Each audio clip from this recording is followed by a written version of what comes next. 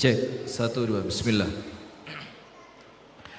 Bismillahirrahmanirrahim. Yang pertama yang kami hormati, yang kami muliakan, kepada segenap pengurus, direktur dan seluruh asatidzah. Ini Ustadz ya, Ustadz Eko Suryadin. Seluruh dewan asatidzah yang ada di Pondok Tahfidz Al-Quran Al-Iman. Kemudian kepada seluruh wali santri, baik wali santri putri pula, yang semoga oleh Allah senantiasa dimuliakan dunia sampai akhirat, dan kepada seluruh jajaran takmir dan panitia yang mengadakan acara dengan penuh kemeriahan di pagi hari yang penuh dengan keberkahan ini. Semoga Allah Ta'ala mengganjar dan mengganti jerih payah antum semua dengan kebaikan dunia sampai akhirat. Dan kepada seluruh jamaah yang hadir pada acara majelis ta'lim di pagi hari ini, semoga Allah Subhanahu wa Ta'ala menjadikan langkah kita mulai berangkat dari rumah sampai kita di tempat ini, sampai nanti kembali kita ke rumah kita masing-masing, semoga langkah kita oleh Allah dicatatkan sebagai ibadah. Amin ya rabbal alamin. Assalamualaikum warahmatullahi wabarakatuh.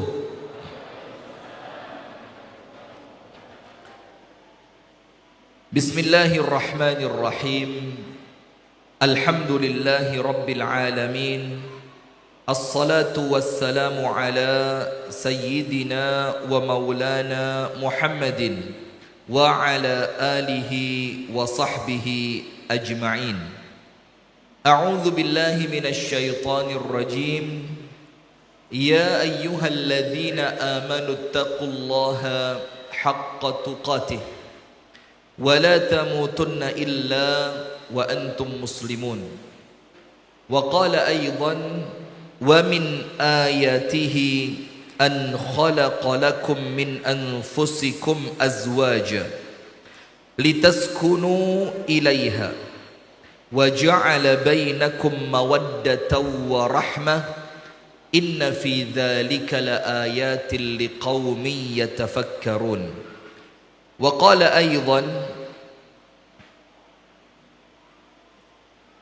ar-rijalu qawwamuna 'alan nisa bima faddala Allahu ba'dahum 'ala ba'd wa bima anfaqu min amwalihim. Shadaqallahul 'azim. Allahumma inna nas'aluka 'ilman nafi'an wa rizqan tayyiban wa amalan mutaqabbala. Allahumma 'allimna ma yanfa'una wanfa'na bima 'allamtana wa zidna 'ilman wa hudan wa taufiqan. Amin ya rabbal alamin. Jamaah sekalian yang dirahmati oleh Allah Subhanahu wa Ta'ala, puji dan syukur alhamdulillah senantiasa kita haturkan kepada Allah Azza wa Jal, di mana tidak ada suatu kebaikan apapun kecuali kebaikan itu terlaksana dikarenakan pertolongan dari Allah. Itulah mengapa syiarnya orang-orang yang beriman, la haula wala quwwata illa billah.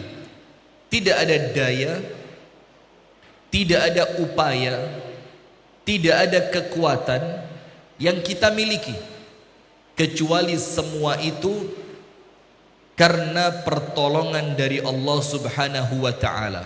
Tidak ada orang ahli ibadah kalau bukan karena Allah. Tidak ada yang bisa menjadi ahli ilmu kalau tidak mendapatkan pertolongan Allah. Tidak ada orang yang setelah bermaksiat dia mampu bertaubat kalau bukan karena Allah memberikan ilham dan pertolongan kepadanya. Maka dengan itu ada satu penafsiran Al-Quran yang kemudian cukup menarik. Ketika Allah Ta'ala menyampaikan di dalam Al-Quran di dalam 2 ayat. Yang pertama, wa ma taufiqi illa billah. Tidak ada kemampuan yang aku miliki kecuali kemampuan itu semuanya pemberian dari Allah. Yang Allah pilih kita untuk mendapatkannya bahkan sebelum kita memintanya kepada Allah.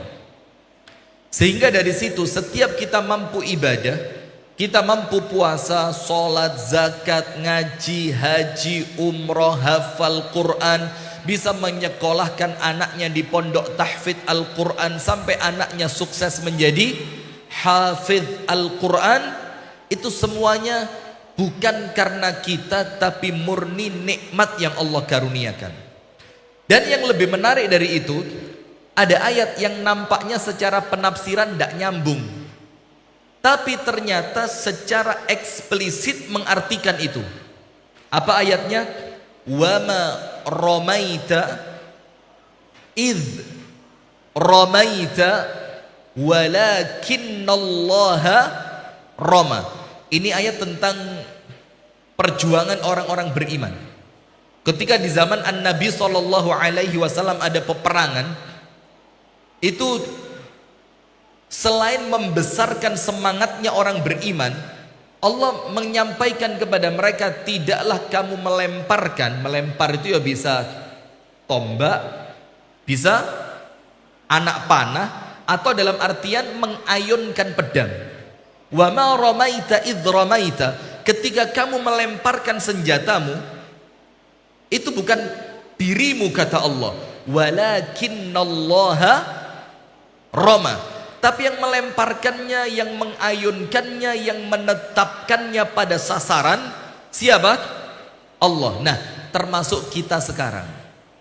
Maka duduknya kita di majelis taklim bukan karena kita mau, bukan karena kita mampu, tapi karena kita dipilih oleh Allah untuk memperpendek jarak menuju surga. Karena Rasulullah SAW bersabda, man salaka tariqan yaltamisu fihi ilman sahhalallahu lahu bihi tariqan ilal jannah. Orang yang meniti jalan untuk menuju majelis ilmu, maka dia sedang memulai perjalanannya menuju surga. Sehingga nanti ketika kita meninggal dunia, jarak antara kita dengan surga itu sisa cuma sedikit aja. Kenapa? Karena kita sudah mulai perjalanan itu semenjak kita di dunia. Bagaimana memulainya? Dengan melangkahkan kaki kita menuju majelis ilmu. Nah, termasuk rumah ini. Kalau kepingin rumahnya betul-betul menjadi surga, maka rumah itu penghuninya harus ahli ilmu. Nah, tapi nanti. Kemudian berikutnya, salawat beriring salam semoga tercurahkan kepada uswah kita, suri tauladan kita dan kekasih kita bersama, Nabi besar, Nabi agung, An-Nabi Muhammad sallallahu alaihi wasallam, beserta seluruh keluarganya, beserta seluruh istrinya, beserta seluruh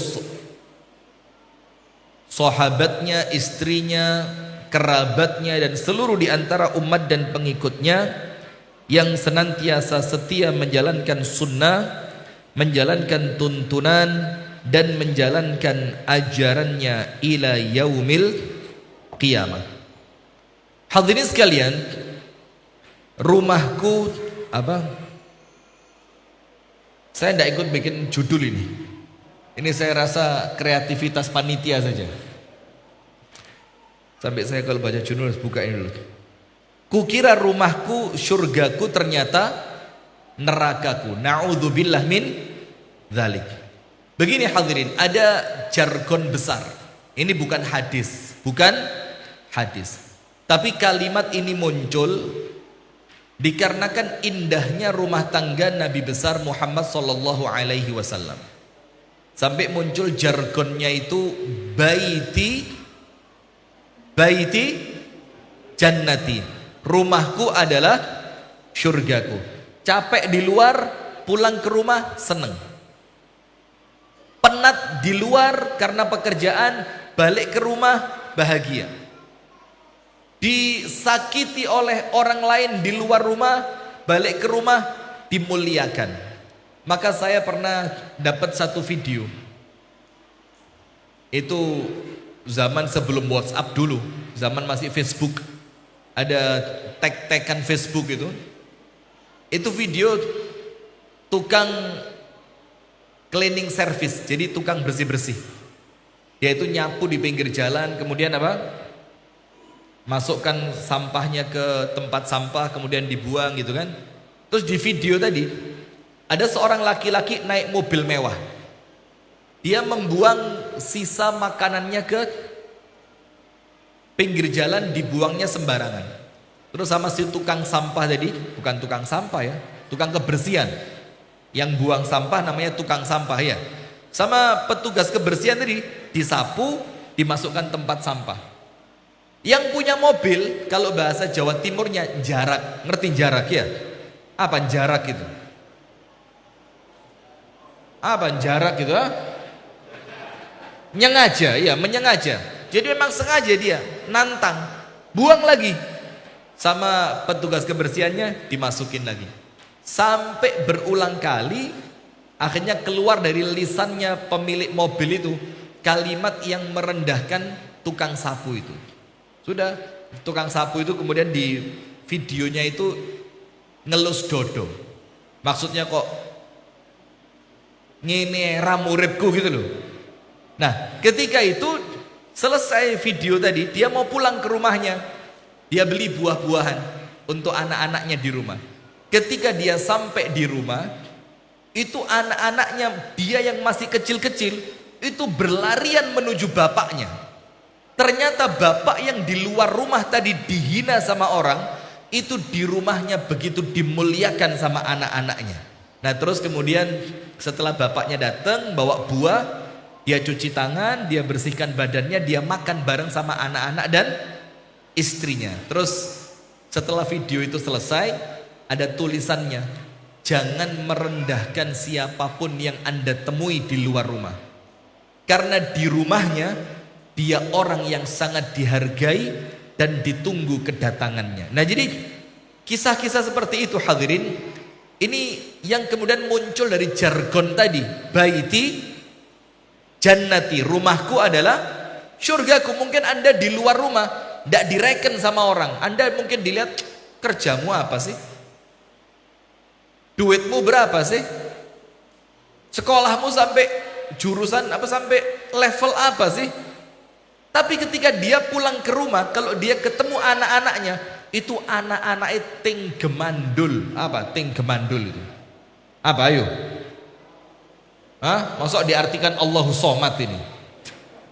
Ting gemandul itu anak begitu rindu sama bapaknya, dia diciumin sama anak-anaknya. Bahkan kalau dia tidur mungkin digangguin karena anaknya masih kangen. Itu yang di luar rumah tadi sama orang diremehkan. Nah maka dari situ muncul jargon apa? Baiti jannat. Nah itu harapan kita. Tapi ingat, laisa kullu ma yatamannahu al-mar'u yudrikuhu, tajri riyahu bima la tashtahihi sufunu. Tidak semua yang manusia inginkan itu dia dapatkan. Betul apa enggak? Tidak semua yang kita kepingin mesti kita dapat. Angkat tangan, jujur, tidak usah bohong. Termasuk Ustadz Eko juga boleh angkat tangan ini. Siapa yang dulu waktu sebelum nikah kepingin sama akhwat itu tapi nikah sama perempuan lain akhirnya? Angkat tangan. Ayo, sebelum nikah wes ngincer. Ternyata setelah nikah bukan sama yang diincer. Angkat tangan, ibu-ibu juga boleh. Yang ternyata suaminya sekarang tidak yang dia harapkan, angkat tangan. Gak berani saya yakin dia. Mulai gelut ini. Mulai perang Rusia apa Israel Palestina ini, Rusia Ukraina ini. Nah, tapi itulah yang terjadi.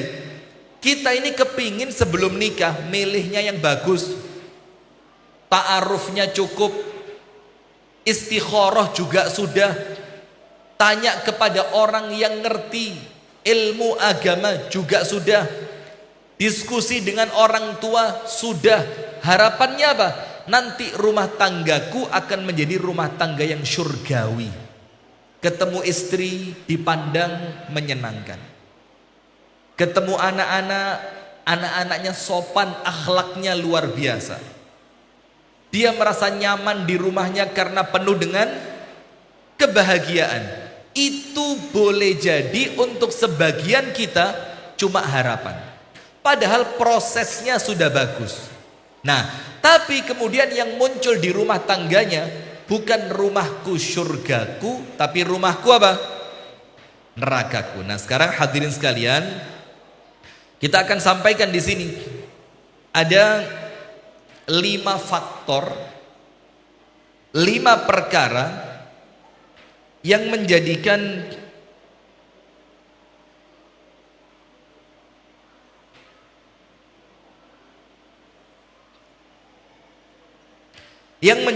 rumah yang awalnya kita harapkan menjadi surga itu ternyata rumahku adalah nerakaku. Nah, nanti kita sampaikan faktor-faktornya di sini.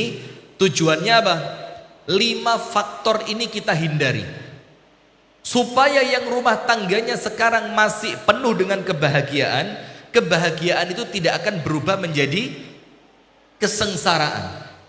Dan kalau yang ternyata rumah tangganya sekarang sedang diuji oleh Allah, insya Allah rumah tangganya segera kembali menjadi baiti jannati.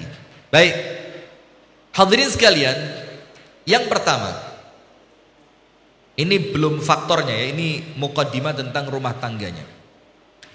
Yang perlu kita pahami, rumah tangga itu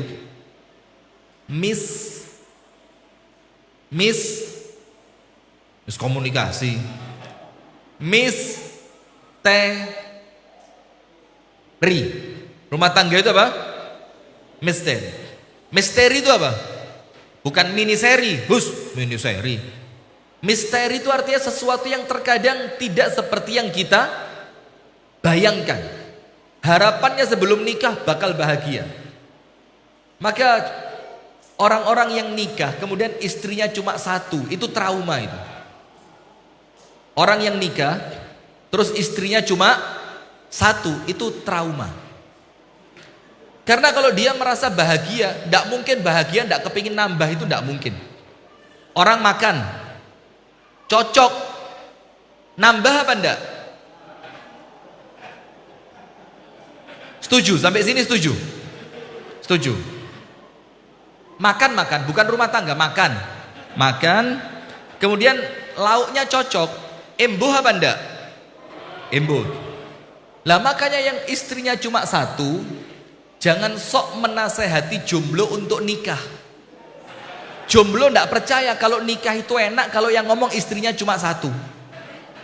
Jomblo akan percaya kalau nikah itu enak, memotivasi mereka untuk nikah ketika yang ngomong itu istrinya sudah 2, 3, atau 4. Jomblo percaya, jelas enak. Kenapa enak? Lagi buktinya nambah kok. Tapi kalau yang ngomong istrinya cuma satu, ngomong rabi ku enak, yang diberitahu kaget. Lah sampean ngomong enak kok gak nambah-nambah. Jangan-jangan sampean akan menyertakan saya dalam deritamu. Cek keroso. Betul Ustadz Sahidin. Ustadz Sahidin ini di Kediri bahaya ini. Kumpulannya poligami semua. Jadi istrinya perlu banyak berdoa ini. Mana istrinya Ustadz Sahidin ini? Hati-hati, rawan Ustadz Sahidin ini. Di Kediri dibully terus gara-gara istrinya cuma satu. Jadi di Kediri itu kalau istrinya cuma satu tidak boleh ikut ngomong. Kalau istrinya sudah 2, 3, 4 baru boleh ngomong. Sudah, astagfirullahaladzim. Nah maka perhatikan jamaah sekalian, yang pertama, rumah tangga itu misteri. Kita nikah dari awal, semua pasti kepingin rumah tangganya baik. Semua, tidak mungkin tidak. Tapi ternyata seiring berjalannya waktu, tabiat asli dari pasangan kita itu mulai keluar, mulai nampak. yang awalnya jaim, yang awalnya ngempet paham ya? Nahan cek gak metu elee. Tapi suwelan suwe, lama kelamaan orang itu kepura-puraannya akan hilang, yang nampak aslinya. Yang nampak apa? Aslinya. Nah, maka ujian itu pertama kali muncul ketika tampak dari pasangan kita tabiat aslinya. Ketika yang nampak apa? Tabiat aslinya. Nah, maka dengan itu supaya rumah tangga kita ini yang berupa misteri senantiasa mendatangkan surprise kebaikan demi kebaikan, syaratnya dua. Syaratnya apa? Dua. Jadi surprise-nya itu bukan surprise yang negatif, tapi surprise yang positif. Syaratnya dua. Jadi misteri yang muncul bukan misteri yang menyeramkan, tapi misteri yang menjadikan rumah tangga setiap hari itu kok tambah seru, tambah asik, tambah menyenangkan, tambah bahagia, tambah mesra. Itu syaratnya dua. Nomor satu, mulai pernikahan Anda dengan husnudzon. Dengan apa? Husnudzon, baik sangka. Baik sangka dua. Nomor satu, baik sangka kepada Allah, dan itu yang paling utama. Karena kita yakin jodoh itu pilihannya siapa? Allah. Kita milih, tapi pilihan kita itu tidak keluar dari kehendaknya Allah. Maka husnudzon kepada Allah, bahwasannya pilihan Allah pasti yang terbaik untuk saya. Husnudzon yang kedua, husnudzon kepada pasangan. Kamu pasangan terbaik, kamu pasangan yang cocok dengan saya, kamu pasangan yang senantiasa akan mendampingi saya sampai kapanpun dalam kondisi seperti apapun. Kenapa perlu husnudzon? Karena hadisnya antum semua sudah faham. Allah Ta'ala berfirman dalam hadis qudsi, ana inda dhanni abdi bi. Allah berfirman, aku, kata Allah, sesuai dengan prasangka hambaku. Jadi kalau awal pernikahan panjenengan berprasangka positif, insya Allah yang Allah berikan apa? Kebaikan demi kebaikan. Itu syarat yang pertama. Syarat yang kedua apa? Biar misteri rumah tangga itu yang datang bukan keburukan tapi kebaikan. Sing ngageti panjenengan itu bukan kaget yang menjadikan panjenengan sedih, tapi kaget yang menjadikan panjenengan seneng. Loh, ternyata istri saya tidak disangka-sangka pinter masak. Loh, ternyata tidak disangka-sangka istri saya orangnya itu pandai merawat suami. Jadi misterinya itu yang terkuak semakin lama, isinya kebaikan semua. Syarat keduanya apa? Hal jazaul ihsani illal ihsan. Paham enggak? Paham? Ibu-ibu yang di belakang dengar enggak suara saya yang di tenda belakang? Bu, bukan yang di masjid, yang di tenda itu, tenda. Sidik terop. Dengar? Lanjut. Sudah mulai panas belum? Oh, pakai kipas. Luar biasa perjuangan ya. Mudah-mudahan panasnya panjenengan oleh Allah diganti dengan nikmatnya surga. Amin. Sudah? Maka hadirin sekalian, Allah Ta'ala berfirman dalam surat Ar-Rahman, hal jazaul ihsani illal ihsan. Tidak ada balasan suatu kebaikan kecuali apa? Kebaikan yang serupa. Itu syarat kedua. Kalau kita kepingin kejutan dalam rumah tangga itu senantiasa kejutan yang positif, maka setiap hari lakukan kebaikan yang baru untuk pasangan Anda, entah suami ataupun istri. Kasih kejutan yang positif. Apa kejutannya? Dek, kamu tak kasih kejutan. Apa mas? Alhamdulillah, kamu sudah punya teman baru. Positif apa negatif? Bu, Positif apa negatif? Astagfirullah. Baru dibilang husnudzon, wes suudzon sekarang ya. Ndak masuk pengajiannya. Sudah. Contohnya selain itu ya. Istri kita bangun tidur, tiba-tiba di sampingnya ada kotak kecil. Wah. Ndak usah disaini macem-macem. Isenono apa? Ya mungkin permen kesukaan dia, coklat kesukaan dia, terus ditulis kata-kata romantis. Wah. Pernah dapat seperti itu dari suaminya? Pernah buat? Ah kering, lemah. Laki-laki lemah ini. Jadi bikin di samping bantalnya istri itu, Anda kasih kotak kecil. Dikasih pita. Mosok kalah sama yang pacaran Valentine's Day. Anda ini sudah halal. Rasul mengatakan tidak ada dua orang yang saling mencintai yang lebih hebat dibandingkan orang yang menikah. Maka pacaran itu tidak boleh kalah dengan nikah. Maka orang yang sudah menikah romantisnya harus lebih. Setuju ibu-ibu? Pret. Setuju dari mana? Anda lepas ngene setuju ya? Bikin kotak kecil, dikasih pita, kasih dalamnya coklat, kasih tulisan romantis.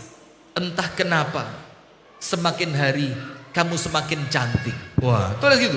Afwan Ustaz, memotong sejenak dari panitia. Nah. Untuk ibu-ibu yang nggak kebagian tempat duduk bisa di serambi masjid sebelah utara.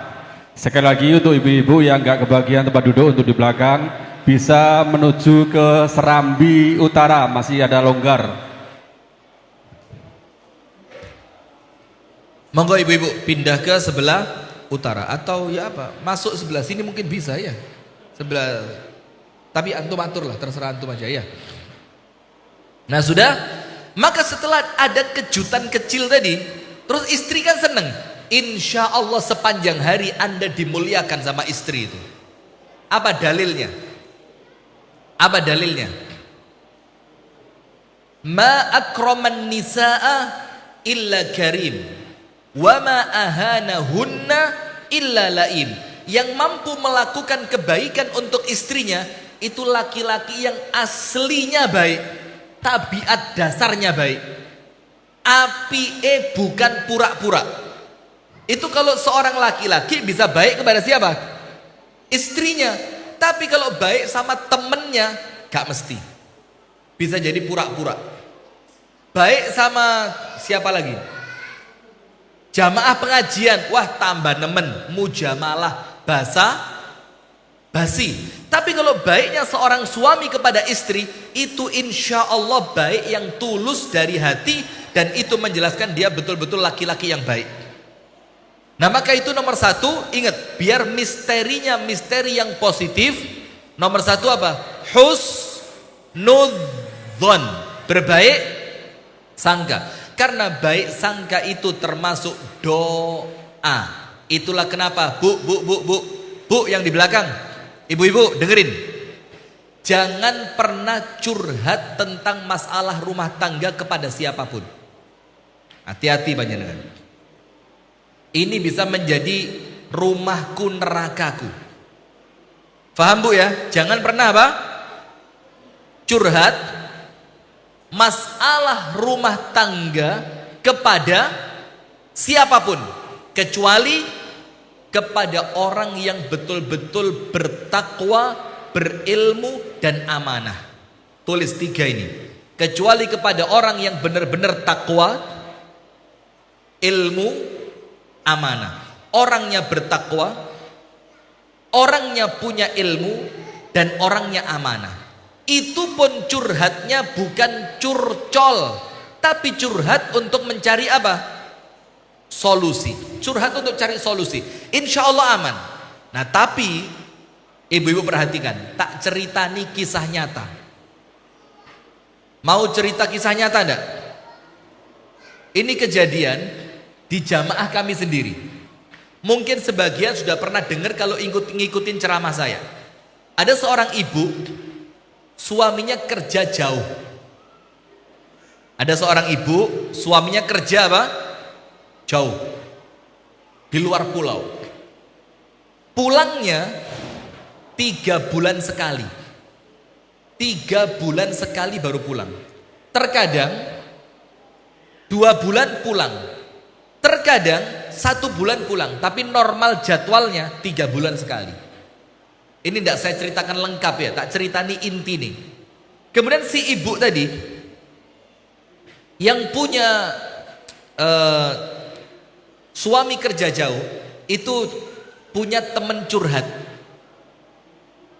Ketika ibu ini curhat, "Mbak, bojoku kok gak tahu mulih yo. Bojoku kok lek adoh gak tahu telepon yo. Gak tahu WA. Kadang-kadang tak telepon yo gak diangkat." Macam-macam curhatannya wis macam-macam. Apa yang terjadi? Teman curhatnya menasehati ibu tadi, bilang, "Sabar Mbak, namanya orang berumah tangga ya mesti ono ujiane. Toh suami panjenengan itu pergi jauh bukan untuk macem-macem, dia pergi jauh untuk kerja, hasilnya juga buat panjenengan dan anak-anak." Nah, silakan maju dulu ya. Silakan maju dulu.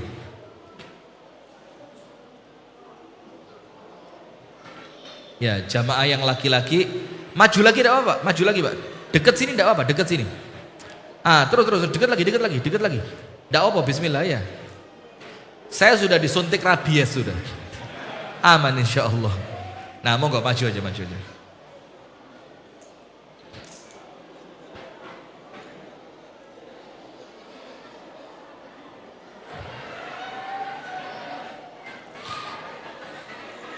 Ya, mendekat, diatur duduknya ya.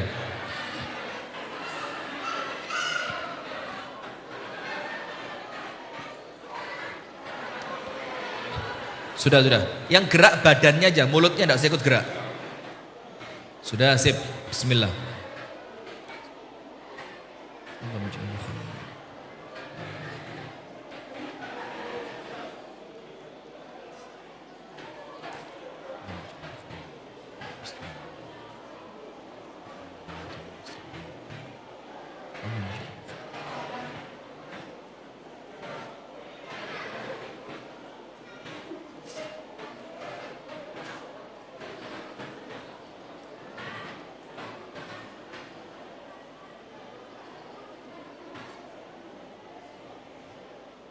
Baik, kita lanjutkan jamaah ya. Bismillah. Ini ibu curhat sama temennya. "Ya apa sih Mbak, bojoku gak tahu mulih. Ditelepon gak diangkat. Kadang-kadang di WA bales yo. Di WA sekarang balesnya 50 tahun ke depan. Balesnya suwe macam-macam." Sama temen curhatnya dinasehati.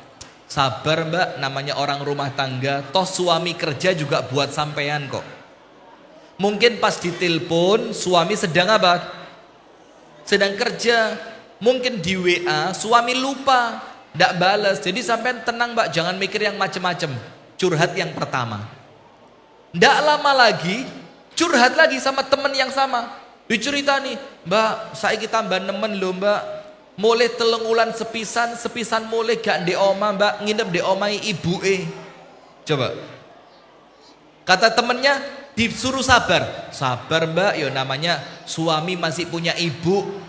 Kan namanya seorang laki-laki berbakti nomor 1 kepada siapa? Ibunya. Dinasehati. Terus curhat lagi, sampai tidak tahu curhat yang keberapa. Si temen curhat mulai metu setani. Mulai keluar apa? Setannya. Dia bilang apa? "Kok kuat sih Mbak punya suami kayak gitu? Kalau itu suami saya Mbak, saya minta pisah dari dulu." Sampai ini sabarnya luar biasa loh. Orang lain belum tentu bisa bertahan sampai sejauh ini. Mulai dipanas-panasi sampai titik terakhir, akhirnya si ibu dengan suaminya tadi apa? Cerai. Anda tahu? Percis 3 bulan. Setelah perceraian itu, si suami nikah dengan teman curhatnya mantan istri. Ayo, mau begitu? Dan orangnya telu-telune seurip kabeh sekarang. Tiga-tiganya sampai sekarang masih hidup. Kalau mau kenalan, saya kenalin nanti. Atau kita bawa ke sini buat testimoni. Coba, itulah ibu-ibu sekalian. Maka husnudzon atau suudzon itu termasuk doa. Termasuk apa? Doa. Sekarang begini, Anda cerita sama satu orang, Mbak, bojoku ngene. Maka dia berprasangka jelek kepada suami Anda. Nanti diceritakan kepada orang kedua, orang ketiga, orang keempat, orang kelima, semuanya berprasangka buruk tentang rumah tangga Anda. Prasangka dianggap doa oleh Allah diijabah, rumah tangga panjenengan betul-betul rusak. Na'udzubillah min dzalik. Maka jangan. Yang pertama husnudzon. Yang kedua apa?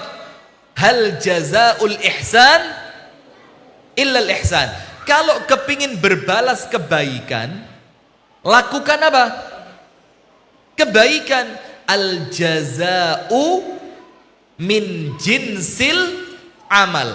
Balasan senantiasa sesuai dengan perbuatan. Melakukan kebaikan, balasannya apa? Baik. Melakukan keburukan, balasannya apa?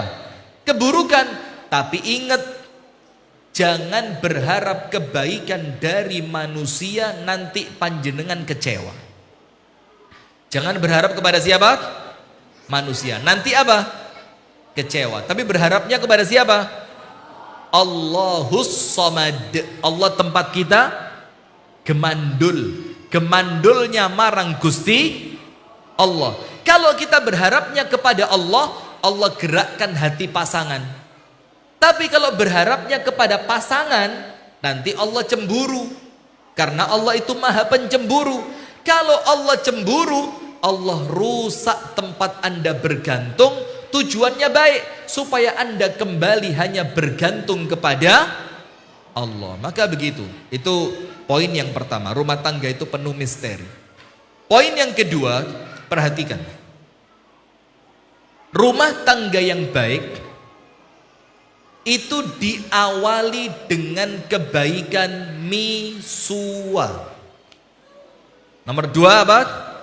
Kebaikan rumah tangga diawali dari kebaikan siapa? Misua apa suami? Suami. Karena apa? Perempuan itu ibarat ayang-ayang. Bayang. Kalau kayunya lurus, bayang-bayangnya ya apa? Lurus. Kalau kayunya bengkok, bayang-bayangnya ya apa? Bengkok. Maka kalau kepingin istri yang baik, suami harus mengawali diri menjadi suami yang baik. Dalilnya apa? Begini. Panjenengan buka nanti di rumah surat An-Nisa ayat 34. Nah, ini tolong ya, ceramah-ceramah seperti ini ojo gawe penak-penaan dirungokno tok. Tapi ngaji kita harus naik level. Ngaji untuk ketika pulang diamalkan.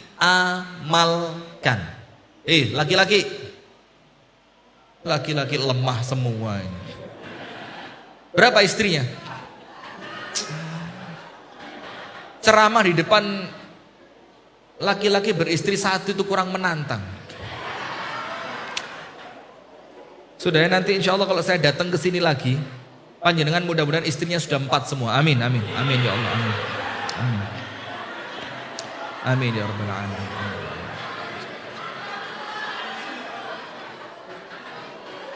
Insya Allah, amin kan Pak G? Allahumma. Jadi istri sekarang doanya harus lebih kuat ini. Tinggal nanti kuat mana doanya di sisi Allah kan. Kalau ternyata kuatan doa suami, saya bulan depan datang panjenengan sudah saya tanya berapa Pak? Yang lain lagi saya tanya berapa Pak? Yang lain lagi saya tanya berapa Pak? Ini baru laki-laki. Sudah. Kebaikan istri dalam tanda kurung kebaikan rumah tangga diawali dengan baiknya siapa? Suami. Maka lihat Bu, di manaqibnya Imam Syafi'i dijelaskan di sana bahwa anak itu mengambil dari orang tuanya itu dua perkara. Yang pertama ilmu dan ibadah. Yang kedua karakter. Karakter itu apa? Tabiat. Ilmu dan ibadah normalnya diambil dari seorang ayah. Maka jangan jadi bapak kalau tidak ngerti ilmu tentang bapak. Nanti panjenengan zolim kepada anaknya. Dan jangan jadi ibu kalau belum ngerti ilmu tentang seorang ibu. Nanti kesian anaknya jadi apa? Jadi korban. Nah maka ilmu dan ibadah itu umumnya lebih besar ilmu itu diambil dari bapak. Dari siapa? Bapak. Sementara karakter, tabiat. Tabiat itu ya karakter, tabiat, perangai. Pejuang, pengecut, nangisan, kendel, licik. Itu namanya tabiat. Itu diambil dari ibunya. Diambil dari siapa? Ibu. Maka kalau ibunya pejuang, anaknya insya Allah pejuang. Kalau ibunya dermawan, insya Allah anaknya dermawan. Kalau ibunya orang yang positif, anaknya insya Allah positif. Itu seperti itu. Nah, maka sekarang kalau rumah tangga ini kepingin baik, itu awalnya dari suami. Jadi kalau ada rusaknya rumah tangga, tidak ada yang patut disalahkan kecuali suami. Gak bisa Ustaz, istri saya susah diatur. Lah ya sing ngatur model sampean kok. Ya pantas kalau istrinya susah diatur. Istri ngelihat kon sopo ngatur-ngatur aku. Nah jadi gak bisa Ustaz, istri saya itu pergaulannya rusak. Loh, yang menjadikan istri punya pergaulan rusak karena siapa? Suami. Tidak ngontrol, tidak melarang, tidak mengarahkan, tidak mencarikan komunitas yang baik. Akhirnya sampai dia ketemu majelis yoga, majelis senam zumba, kan? Majelis senam zumba, majelis apa lagi? Arisan sosialita, yang antara baju, jilbab, tas kelire podo, kuning-kuning kabeh, putih-putih kabeh. Itu yang tidak ada yang patut disalahkan kecuali suami. Nah, maka tulis poin kedua, surat An-Nisa 34. Surat apa? An-Nisa. Ayat berapa? 34. Allah Ta'ala berfirman, Ar-rijalu qawwamuna 'alan nisa. Laki-laki itu pemimpinnya perempuan. Jadi rumah tangga itu yang ideal suaminya pemimpin. Suaminya apa? Pemimpin. Nah, tapi ingat makna qawwamun itu ada beberapa. Nomor satu, ibu-ibu, perempuan diciptakan oleh Allah dari tulang yang seperti apa? Tulang rusuk yang bengkok. Semua tahu hadisnya ya? Kalau diluruskan dengan cara yang kasar, tulang yang bengkok itu akan apa? Patah. Patah artinya apa? Cerai. Patah artinya apa? Cerai. Kalau bahasa Kasembonnya divorce. Bahasa Kasembonnya apa? Divorce. Ngerti divorce? Nanti cek di Google ya. Divorce. Ceklek. Cerai. Pegatan. Talak. Itu kalau meluruskannya langsung. Jadi tulang bengkok langsung dikeratak, cuklek. Maka tulang yang bengkok itu ada treatmentnya. Diobong dhisik, dipanasi pelan-pelan. Diluruskannya tidak sekali waktu, tapi apa? Perlu telaten. Nah, ketika maknanya perempuan tercipta dari tulang rusuk yang bengkok, maka arti qawwamah, arti qawwamuna 'alan nisa itu artinya apa? qawim. Qawim apa? Qawim itu lurus, berarti tugasnya suami apa? Meluruskan. Kalau suami tidak ngerti meluruskannya bagaimana? Musibah. Musibah. Kenapa Anda buru-buru nikah sebelum Anda punya ilmunya? Anda tanggung jawab, tidak sembarangan. Tidak boleh rabi pokok, rabi, tidak bisa. Diluruskan. Karena itu tugasnya ar-rijalu qawwamuna 'alan nisa. Arti yang kedua, apa qawwamuna 'alan nisa? Mentarbiyah. Apa? Mentarbiyah itu apa? Mendidik nilai-nilai positif dalam kehidupan istri. Diurui. Kalau istrinya sukanya ngomongnya kasar, ditoto. Dik, ngomong yang kasar itu tidak baik. Nanti kalau kedengeran anak kita jadi masalah. Misal macam-macam, itulah fungsi suami yang kedua, tarbiyah. Dia murabbinya istri. Dan kalau suami di dalam rumah juga sebagai guru buat istrinya, maka takzimnya istri akan tambah. Dia bukan cuma suamiku, tapi dia termasuk guruku. Tapi sayangnya sekarang yang rajin ngaji perempuan. Sing lanang rajin kerja, duitnya gak ngelumpuk. Judi online. Anda tahu Pak, anggota legislatif yang ketahuan pemain judi online itu lebih dari 1000. Itu katanya oknum. Saya mikir, oknum kok 1000? Oknum itu ya 2 oknum, 3 oknum, ini 1000. Lah kok 1000 dibilang oknum? Jangan-jangan yang baik malah oknum itu. Iya, lek sing elek 1000, sing apik mali oknum. Ini lihat berita polisi dibakar istrinya. Anda tahu kronologisnya bagaimana? Si suami suruh masuk kamar, ganti baju, ganti celana pendek, pakai kaos, disuruh duduk di tangga garasi. Tangannya diborgol, disiram bensin. Terus tiba-tiba si istri nyalain korek, dus, diobong. Panjenengan belum pernah nyoba? Sensasinya begini Pak. Na'udzubillah min. Nah, karena sekarang yang banyak ngaji perempuan, suami kalah dalam mentarbiyah istri. Gak iso ngarahkan istri. Kata istrinya apa? Dek, lek metu iku dek, kudu pamitan Mbak sing lanang. Mbaknya punya dalil, ngawur sampean. Wingi aku ngaji jare ustad gak perlu. Loh, wes kiper sudah panjenengan. Waduh, jare ustad gak perlu. Iki sih bener ustadnya apa aku iki? Ngepir panjenengan karena apa? Ndak punya ilmu untuk tarbiyah. Yang ketiga, ar-rijalu qawwamuna 'alan nisa. Makna qawamah di sini mendidik ibadah. Nah, tapi itu tidak mungkin terjadi. Ini suami dulu.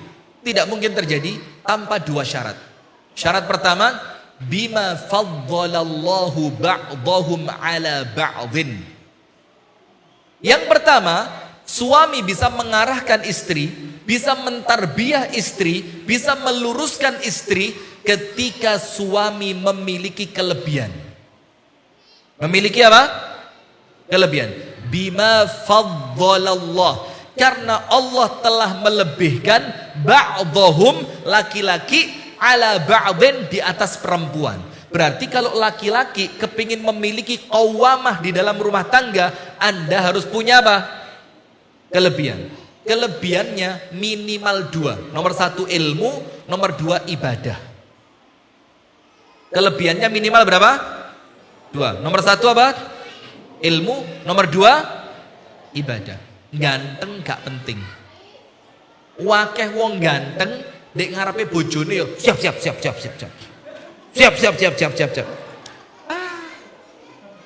Ganteng mumu badir Mas. Di depan istri kok mek siap tok. Mas, siap. Apalagi kalau bahasanya sudah dipanggil istrinya, Mas, siap salah. Mana Pak siapa tadi? Pak Mul tadi, Pak Mul, mana Pak Mul? Biasa kalau panggilnya itu, Pak, siap salah. Masya Allah. Ini rumah tangga yang sudah kurang kurang sehat ini. Karena apa? Maaf, boleh jadi suami memang tidak punya kelebihan. Sehingga istri ketika diarahkan itu mikir, loh sampean iki sopo kok ngatur-ngatur aku, ngaji gak iso, sholate bolong, poso ora tahu, datang ke majelis taklim ndak tahu blas, kok tiba-tiba ngatur-ngatur saya, jangan ke rumahnya ini, jangan kumpul sama ini, jangan duduk sama orang ini, jangan pergi sama si fulan. Kata istri, lo sampai lo ngelarang aku gak duwe ilmu. Nah, tapi kalau suami punya kelebihan, ilmunya lebih dibanding istri, ibadahnya lebih dibanding istri, apa yang terjadi? Istri diarahkan manut, karena istri bilang apa? Yo pantes lawang sampean ilmune cukup, ibadai yo api. Nah maka Pak, ngoco awak sak durunge merentah istri, betul Bu? Betul ibu-ibu yang diteror belakang, betul? Wayang ini betul, nanti tunggu tanggal mainnya di Lungkas. Bima faddalallahu ba'dahum ala ba'din. Yang kedua, wa bima anfaqu min amwalihim. Kenapa laki-laki itu menjadi pemimpin? Karena laki-laki itu membelanjakan, menafkahkan sebagian dari hartanya untuk anak dan istrinya. Berarti ar-rijalu qawwamuna 'alan nisa dengan dua syarat. Syarat pertama, laki-lakinya punya kelebihan, kelebihannya minimal ilmu dan ibadah. Syarat kedua, si laki-laki punya financial freedom. Oh, apa ini? Gampang, duit. Ibu-ibu ini Pak, benisuk panjenengan belanjani 2 juta, manut, asli manut. Isuk tangi turu nyoh 2 juta, kudu entek lek gantek ngelu aku. Kira-kira kalau panjenengan tiap pagi 2 juta manut mboten Bu? Dengar Pak, ternyata istri butuh apa Pak? Wes salah, Al-Quran ndak mungkin salah, tapi yo ndak begitu juga artinya yo, mosok 2 juta, wah yo stroke seminggu ya. Tapi artinya dicukupi. Dan ingat, nanti tanya Ustadz Eko ini, min di dalam ayat wabima anfaqu min amwalihim, karena mereka menyedekahkan hartanya. Min di situ artinya apa? Tab'id, menunjukkan sebagian. Berarti uang itu bukan dipegang istri tapi dipegang suami. Ayo angkat tangan yang uangnya setor sama istri, angkat tangan. Angkat tidak apa-apa, tidak usah malu. Kadung kok, angkat tangan yang tinggi. 1, mana lagi? 2, ganteng-ganteng padahal. Mana lagi yang setiap gajian deknya? Nanti ketika mau pergi, dek sangu. Laki-laki tulang lunak panjenengan, kesuwen di presto. Presto itu diteken sama istri, gak kuat macem-macem sudah. Jangan, uang itu dipegang siapa? Tarik nanti Mas, tarik. Bu, ibu-ibu, uang dipegang siapa? Ini teorinya, praktek terserah panjenengan. Sehingga apa? Sebagian berikan istri, mencukupi kebutuhan mereka dan anak-anak serta rumah tangga. Tapi sebagian yang lain dipegang siapa? Suami. Tujuannya apa?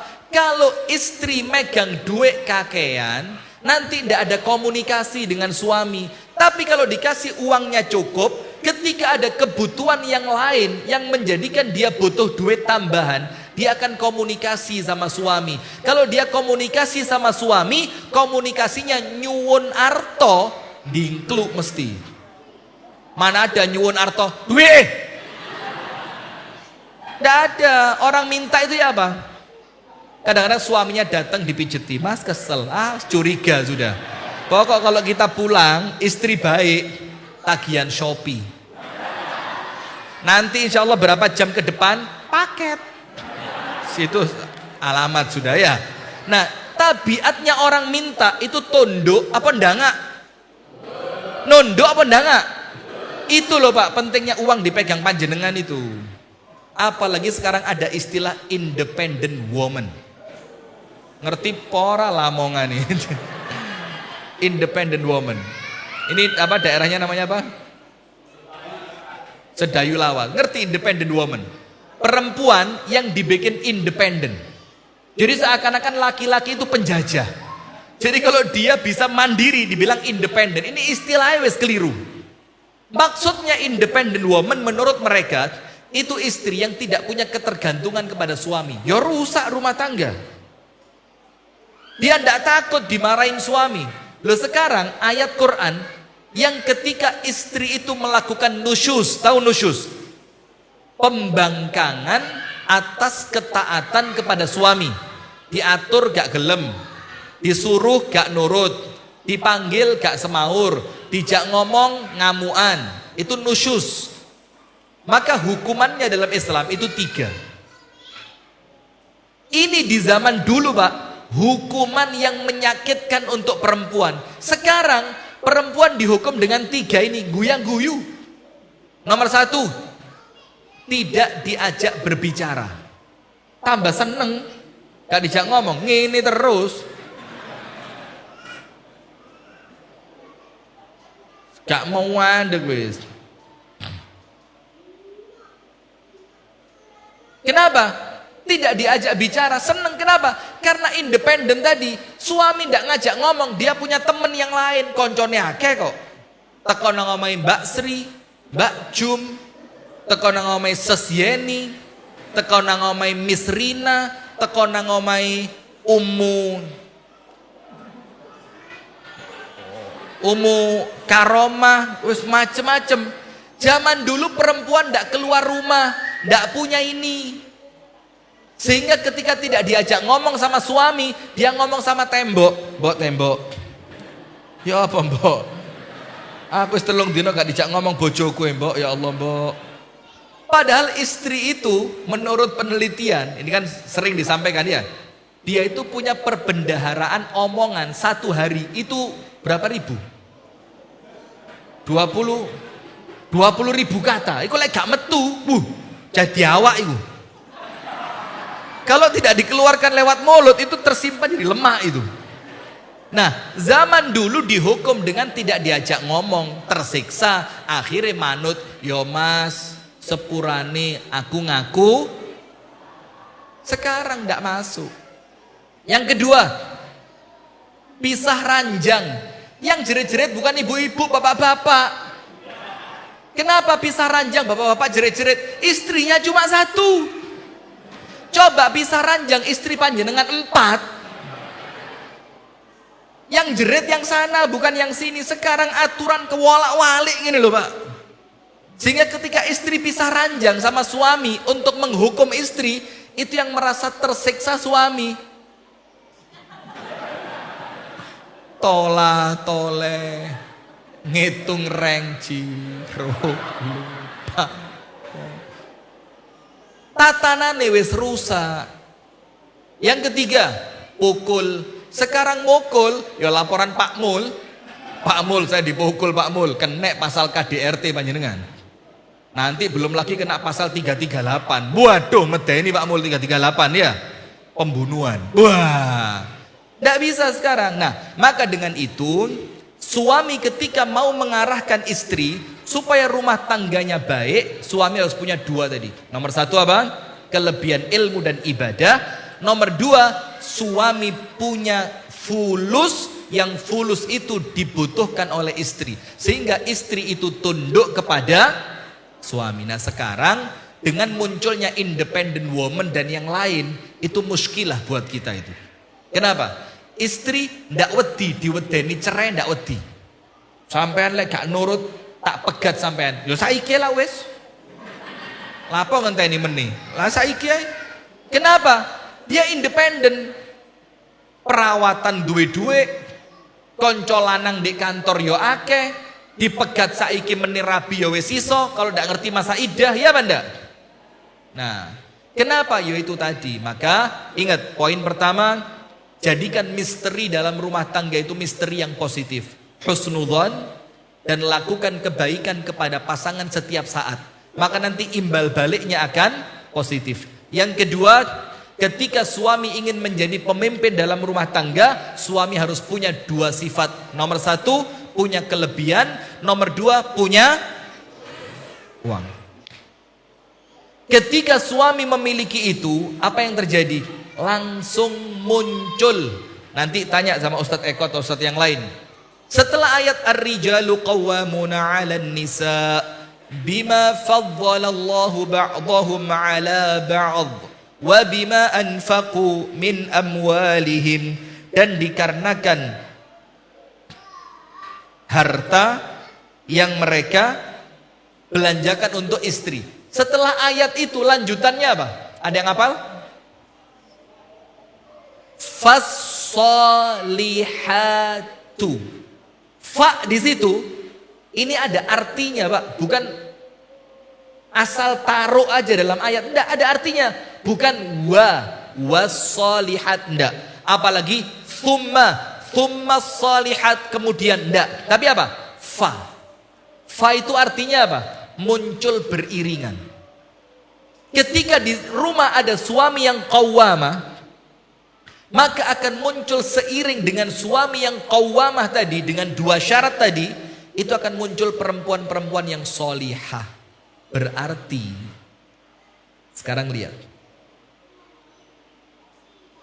panjenengan tahu enggak? Kita ini terlepas, mohon maaf, ini saya ngomong apa adanya. Tapi saya tidak nyindir kelompok manapun. Ini disclaimer. Karena sekarang YouTuber harus ngomong itu terus. Disclaimer, apa sih disclaimer itu ya? Begini, saya tidak sedang nyindir kelompok manapun, partai politik manapun, dan apapun, tidak. Tapi begini, berulang kali, ini saya pribadi, setiap pemilu sing tak pilih gak tahu menang. Mosok bodoh, mosok sama kita, senasib. Sing tak coblos, seret, mesti kalah. Dan dalam hati wis kroso iki tak coblos mesti kalah iki. Kroso. Tapi tetap nyoblos, dan itu berulang kali. Artinya apa? Di Indonesia ini, Pak, Bu, Islam mayoritas. Sekolahan Islam ndak kurang. Pondok pesantren wakeh, masjid penuh, majelis taklim banyak. Iya apa ndak? Tapi nyari satu calon pemimpin yang betul-betul keluar dari rumah yang islami, tidak ketemu sampai sekarang. Tidak ketemu. Ini masalahnya bukan masalah pendidikan, tidak hanya itu. Bukan masalah keberanian, bukan sekedar masalah modal, tapi masalah rumah tangga. Bayangin, dari rumah tangga itu masalahnya susah dapat pemimpin yang ideal. Apa dalilnya? Anda tahu doa tentang rumah tangga apa? Salah satunya nggih, Rabbana hab lana min azwajina wa dzurriyyatina qurrata a'yun waj'alna lil muttaqina imama. Artinya apa? Rabbana, ya Allah, hab lana. Ibu-ibu yang di belakang, Bu, yang diterop masih hidup? Enggak, maksud saya kipasnya masih hidup. Kalau orangnya jelas hidup ya. Panjenengan dengerin nggih? Dengerin buatan? Iya, dengerin.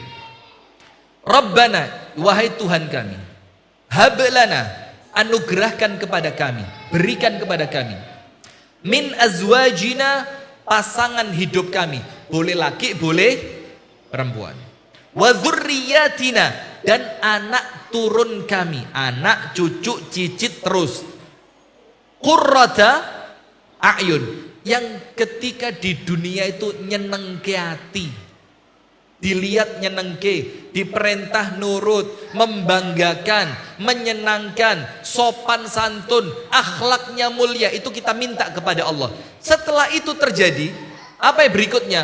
Waja'alna, dan jadikan saya, pasangan saya, anak turun saya. Ini rumah tangga bukan? Waja'alna, jadikan saya, istri saya.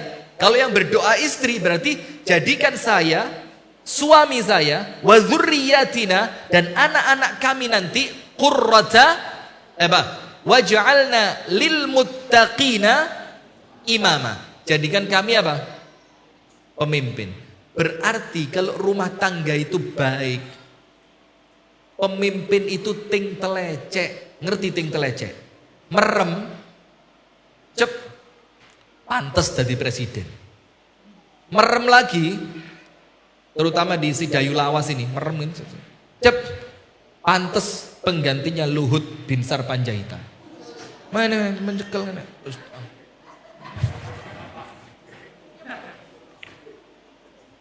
Itu tidak bisa dibunyi tit gitu, tidak bisa.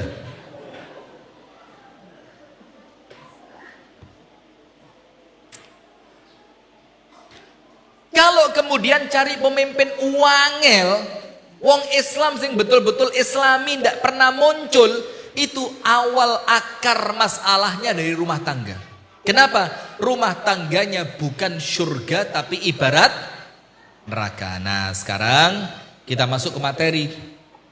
Ada 5 faktor yang menjadikan rumah tangga itu harapannya adalah betul-betul surga dan tidak malah menjadi sebaliknya seperti neraka. Sehingga rumah itu hadirin betul-betul menjadi tempat kembali yang paling kita rindukan. Kepingin mulih, kepingin ketemu istri, kepingin ketemu anak, anak kepingin pulang ke rumah orang tuanya. Seorang istri lebih nyaman berada di rumahnya dibandingkan ketika dia di luar rumah. Itulah yang kita inginkan. Jadi kembalikan keluarga muslim ke rumah mereka. Karena rumah itu benteng terakhir kita. Nah, sekarang faktornya apa? Yang awalnya kita kepingin rumah tangga itu seperti surga, ternyata kok rumah tangga kita menjadi neraka. Kok ternyata rumahnya menjadi neraka? Nomor 1, adamu al-ilmi. Karena di rumah tangga itu kering dari ilmu. Rumah tangganya apa? Kering dari ilmu. Ketika rumah tangga itu kering dari ilmu, maka mereka mengarahkan arah kompas rumah tangga itu panduannya bukan ilmu, tapi apa? Perasaan. Ketoke lek mantu yo, lek gak nyewa gedong, iki sungkan mbek tonggo. Jadi bukan lagi ilmu, tapi apa? Perasaan. Terus lagi gini, anak wedokku lek malam minggu gak metu disusul pacare, engko dikira tonggo anakku rapayu. Terus lagi, ketika anak perempuannya nikah di usia belia, engko lek rabi saiki umure sik 19 dikira MBA. Ngerti MBA? Married by accident. Menikahnya karena kecelakaan lalu lintas. Salah mendarat. Belum waktunya mendarat sudah ngerti maksud saya. Jadi panduan rumah tangganya bukan ilmu. Sementara kalau panduannya bukan ilmu, ingat akal kita ini terbatas. Perasaan kita sering ngaco, ngundang tonggo. Lek suguhane gak mewah, izin. Ini bukan ilmu. Apalagi ketika keluar rumah, istri itu pakai jilbab besar. Engkau lek jilbabnya kegedean dek, engkau mbek tonggo diarani jamaah Islamiyah engkau. Baru bubar tapi. Baru bubar ini, saya dapat videonya barusan. Nanti diarani apa awake dhewe iki? Yang laki-laki juga gitu. Di bulan Muharram ini kan macam-macam acara-acara di kampung bulan Muharram kan? Ketika ada acara yang kita khawatir akan mendatangkan kesyirikan, saya ulang, ketika ada acara yang kita khawatir, belum tentu loh berarti ya, kita khawatir nanti syirik, kita ndak ikut, ndak berani. Engko apa jarine tangga lek gak melok bersih desa? Engko apa jarine tangga lek gak melok jaranan? Panjenengan tahu jaranan? Kuda lumping. Zaman saya kecil, pure jaranan. Murni jaranan. Jogetannya pun jogetan pakai yo jaranan itu. Dan jarang ada perempuannya. Sekarang jaranan ada orkes dangdutnya. Sampai Sidayu Lawas. Jadi kalau ngundang jaranan itu, pembukaannya itu perempuan nyanyi kayak konser dangdut gitu. Nanti setelah tampil satu kelompok jaranan, perempuannya nyanyi lagi. Itu sekarang. Lek gak melok, lek gak urunan, lek gak nyumbang, nanti diarani opo mbek tonggo. Kenapa? Karena rumah tangganya tidak dibimbing oleh ilmu. Itulah kenapa hadirin dalam Islam menuntut ilmu hukumnya apa? Hukumnya apa? Jadi kalau ngerti hukumnya wajib, maka cari ilmu itu bukan lek kober. Nah sekarang orang cari ilmu, kenapa kok mesti tablik akbar hari Minggu? Karena orang menganggap lek dinone selain Minggu sepi. Kenapa sepi? Karena prioritas mereka bukan ilmu tapi kerja. Kita ini sekarang sudah salah prioritas. Bukan ilmu tapi kerja. Zaman dulu karuan duwe ilmu masih yo melarat dibandingkan sogeh tapi gak duwe ilmu. Sekarang dibalik, mau ngerabek nih anak. Pertanyaan pertama sama calon mantu apa? Datang calon mantu ke rumah. Pak, kula remen kalian yogane bapak sing namine Sriatun niku. Loh kenapa? Terus ndak usum Sriatun. Apa sekarang yang usum? Kula remen kalian yogane bapak sing namine Ayu Ting Ting niku. Mumpung lagi kosong ini. Lagi kosong, Bu. Kok tahu? Korban gosip. Sudah? Maka si bapak tadi nyambut calon menantunya, pertanyaan pertama apa? Pertanyaan pertama apa? Sampean nyambut damele nopo? Kerjomu apa? Baru pertanyaan berikutnya, saulan bayaranmu piro? Berikutnya, ngerti skincare anakku regone piro? Jadi anak perempuan itu sekarang komoditi perdagangan. Aku ngerumat mulai lahir procot sampai saiki umur 23 iku lek diuangkan kira-kira yo sampean wani ngijoli piro? Loh. Coba. Jadi yang dilihat bukan lagi ilmu tapi apa? Kekayaan. Dan ini loh ketika rumah tangga tidak ada panduan ilmu. Sekarang perhatikan ayatnya. Ibu-ibu yang di belakang, Bu. Bu. Sampun mantu napa dereng? Mboten pengen ngepek kula dados mantu nih. Wah, sembrono. Istri saya nonton padahal ini. Ngelihat istri, tapi tidak apa-apa, laki-laki pemberani kok. Paling sebentar lagi ya WA istri saya, Bang tidak usah pulang. Itu mempersilahkan, golek ondek lamongan ae. Wah, oke. Sudah, begini.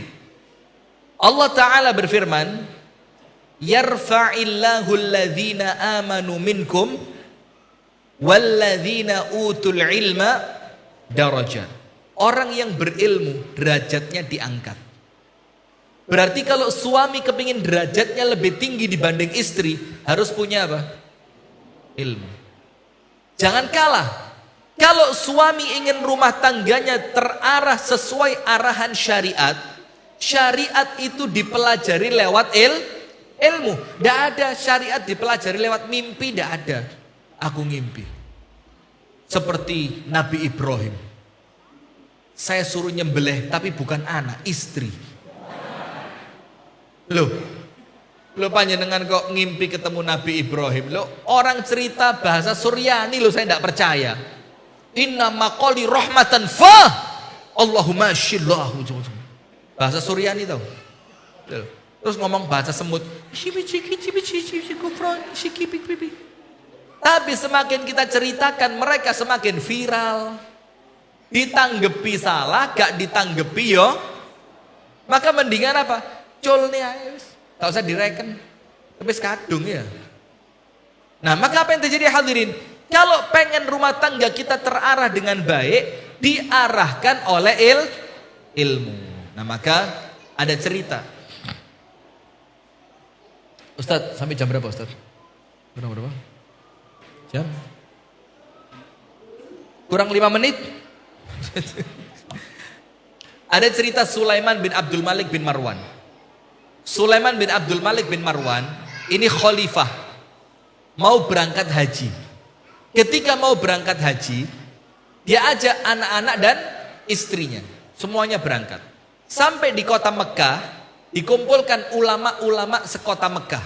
Dicari siapa yang paling pinter untuk diangkat menjadi mufti haji. Diangkat menjadi apa? Setelah ulama itu kumpul semua, Sulaiman bin Abdul Malik bin Marwan tanya, "Man a'lamukum bil halali wal haram?" Di antara kalian, siapa yang paling ngerti tentang syariat? Siapa? Semuanya nunjuk satu orang. Satu orang itu siapa? Bilal bin Abi Rabah. Kalau saya tidak salah namanya itu. Sudah. Terus Sulaiman tanya, kok bisa dia paling ngerti? Kenapa? Dibilang innahu warithu ilmi Abdillah ibni Abbas. Karena dia yang mewarisi ilmunya Abdullah bin Abbas. Sudah, singkat cerita, ini Bilal bin Abi Rabah diangkat. Kok Bilal bin Abi Rabah? Maaf, Atha bin Abi Rabah diangkat jadi mufti haji. Di mana ada perkumpulan jamaah haji, Atha bin Abi Rabah dikasih tenda supaya orang yang mau tanya gampang. Suatu hari, pas hari Arafah, pas hari apa? Pas hari apa? Arafah. Tanggal 10 Muharram, ya. Pas hari Arafah tanggal 10 Muharram. Kalau yang 10 Muharram apa? Hari apa? 10 Muharram itu. Hari puasa, hari Asyura. Hari apa? Asyura. Sudah kumpul. Waktu itu ternyata Sulaiman bin Abdul Malik bin Marwan itu debat sama anaknya, urusan perkara haji. Terus anaknya ngomong, "Pak, ngapain kita berdebat? Mendingan kita tanya. Kan kita punya mufti yang paling pinter tentang agama, ngerti ilmu. Kita tanya sama dia." Oke, berangkatlah bapak sama anak tadi ke tendanya Atha bin Abi Rabah, pewarisnya ilmu Abdullah bin Abbas. Ternyata di tendanya Atha itu antrian orang yang tanya itu sampai panjang. Maka khalifah sama anaknya tidak mau antri, langsung maju, teng teng teng teng teng teng teng. Sampai di depannya siapa? Atha bin Abi Rabah. Atha tanya, "Man ant? Kamu siapa?" Khalifahnya ngomong, "Saya Sulaiman bin Abdul Malik bin Marwan, khalifahmu." Katanya Atha, "Loh, saya tahu. Maksud saya, Anda datang ke sini sebagai khalifah atau sebagai penanya?" Maka Sulaiman bin Abdul Malik bin Marwan bilang, "Ana sa'iluka." Saya ini mau tanya sama kamu. Apa katanya Atha?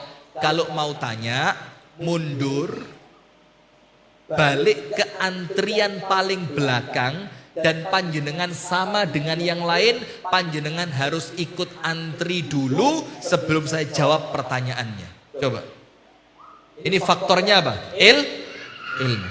Sudah, Sulaiman bin Abdul Malik bin Marwan nyekel tangannya anaknya. Ditarik ke belakang anaknya. Terus ngomong sama anaknya apa? "Ya bunai, utlubil ilm." Nak, kamu harus jadi seperti orang itu. Jangan jadi khalifah seperti bapakmu. Jadilah apa? Seperti orang itu. Bukan itu. Kok pas nunjuknya itu? Ya pokok maksud saya Atha bin Abi Rabah. Kenapa? Karena seumur urip, kata bapaknya, saya tidak pernah diperintah siapapun. Dan hari ini saya diperintah sama dia dan saya tidak punya pilihan lain kecuali nurut sama dia.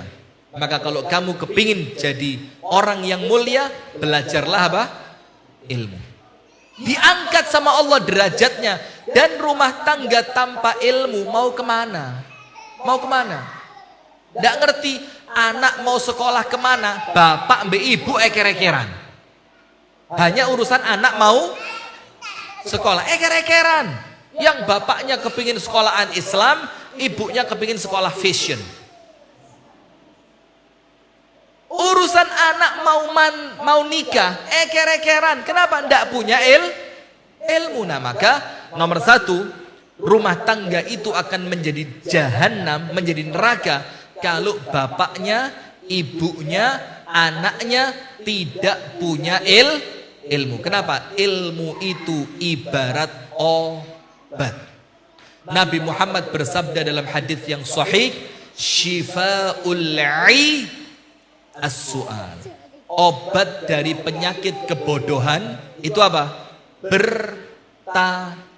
Kalau bahasa kita, supaya tidak bodoh, yo datang ke majelis ilmu. Supaya rumah tangga itu betul-betul terarah dengan ilmu. Jam sekian menurut ilmu saya harus ngapain. Kalau suami datang menurut ilmu apa yang saya lakukan.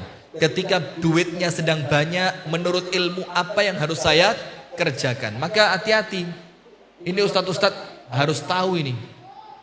Ada ustadz tapi ya enggak apa-apa. Biasa salah 1 2 itu normal ya. Tapi akhirnya kesalahannya itu digawe guyon. Siapa yang gawe guyon? Ya konten kreator itu. Lah sekarang sampai Ustadz Eko kalau baca kitab itu malah tak teliti betul. Ini fathah kasroh apa dhammah ini. Sekarang salah baca kitab itu jadi konten. Ustadz Wahabi. Nggak bisa baca kitab, nggak ngerti nahu, sorob. Maka sekarang kalau beli kitab itu kitab yang ada syakelnya, karuan, larang didik tapi aman. Ya bukan masalah apa, kita khawatir karena kesalahan kecil itu nanti dibesar-besarkan, akhirnya ilmu kita tidak diambil sama orang. Walaupun ya normalnya ustadz ya kudu ngerti gitu kan. Nah sekarang begini, ada satu ustadz akhirnya jadi bahan guyon. Bahkan yang ngeritik itu perempuan yang tidak pakai jilbab. Ngeritik ustadz. Karena ustadz itu ngomong begini, yo tentu kalau difahami dengan baik sakjane gak salah. Tapi karena ditelan mentah-mentah jadi salah. Ustadznya ngomong begini, jangan ajarin anak kalian menabung. Jadi kata ustadz, anak gak boleh diurui apa? Nabung. Gak ada dalam Islam ajaran menabung, gak ada.